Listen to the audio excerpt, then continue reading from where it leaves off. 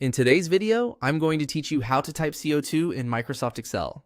If you want your text to look more polished in Excel, especially for scientific terms or chemical formulas, formatting matters. In this case, the goal is to make the number 2 appear smaller and lowered as part of CO2.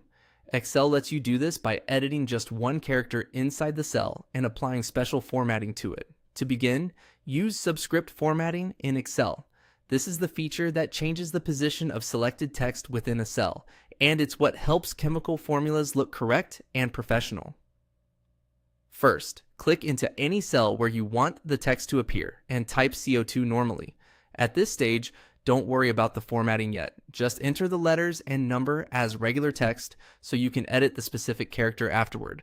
Next, double-click the cell to edit it or press F2 on your keyboard.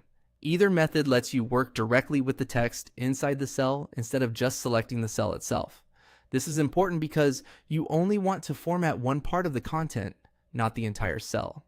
Once you're in edit mode, highlight only the number 2.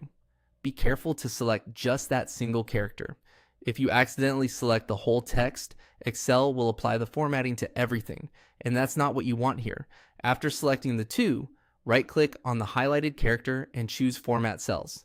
This opens the formatting window where you can change how the selected text appears. Even though you're inside one cell, Excel allows character-level formatting like this, which is very useful for things like formulas, units, and notation. In the Format Cells window, look for the Effects section. Here, check Superscript. This will raise the 2 slightly above the baseline and make it appear smaller, giving it that scientific notation style shown in the process. Then click OK to apply the change.